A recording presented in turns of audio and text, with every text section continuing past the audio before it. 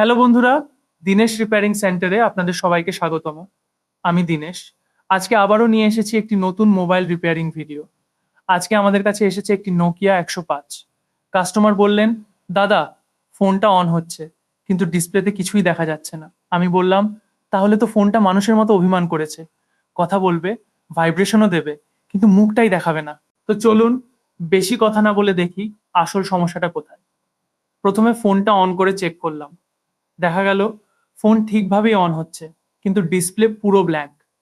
এরপর ব্যাটারি খুললাম, স্ক্রুগুলো খুললাম, তারপর খুব সাবধানে সেটটা ওপেন করলাম, কারণ রিপেয়ারিং এর প্রথম নিয়ম তাড়াহুড়ো নয়, ধৈর্য। এরপর ডিসপ্লেটা খুলে ভালো করে পরীক্ষা করলাম। তখন দেখি ডিসপ্লের লাইনে আগে থেকেই জোড়াতালি দেওয়া হয়েছে। বুঝলাম এই ফোনে আগেও কেউ কাজ করেছে, কিন্তু শুধু জোড়াতালি দিলেই তো হবে না, কাজটা ঠিকঠাকও হতে হবে। তারপর মাল্টিমিটার দিয়ে লাইট লাইনের কানেকশন চেক করলাম। যেখানে কানেকশন থাকার কথা সেখানে পাচ্ছিলাম না। তখন নিশ্চিত হলাম সমস্যাটা লাইট লাইনের মধ্যেই আছে। এরপর খুব সাবধানে ওই অংশটা স্ক্র্যাপ করলাম, যাতে আসল কপার লাইন বেরিয়ে আসে। তারপর একটা পাতলা জাম্পার ওয়্যার দিয়ে নতুন করে কানেকশন করে দিলাম। এই কাজটা দেখতে সহজ, কিন্তু করতে গেলে হাত স্থির আর ধৈর্য দুটোই দরকার। না হলে সমস্যা একটা জায়গায় 10টা হয়ে যেতে পারে। সবকিছু হয়ে যাওয়ার পরে আবার ডিসপ্লে লাগালাম, ব্যাটারি লাগালাম, তারপর পাওয়ার বাটন চাপলাম। আর দেখুন, যেই অন করলাম অমনি ডিসপ্লে লাইট একদম সুন্দরভাবে জ্বলে উঠলো।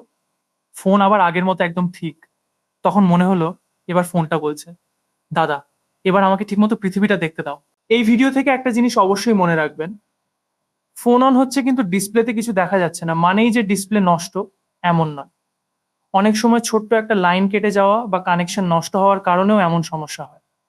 তাই কোনো পার্টস পরিবর্তন করার আগে অবশ্যই ভালোভাবে টেস্ট করুন। এতে কাস্টমারের টাকাও বাঁচবে, আর একজন ভালো টেকনিশিয়ান হিসেবে আপনার বিশ্বাসও বাড়বে। ভিডিওটা যদি আপনাদের ভালো লেগে থাকে তাহলে অবশ্যই একটা লাইক করবেন, বন্ধুদের সঙ্গে শেয়ার করবেন, আর কমেন্ট করে জানাবেন পরের ভিডিওতে কোনো মোবাইলের রিপেয়ার দেখতে চান।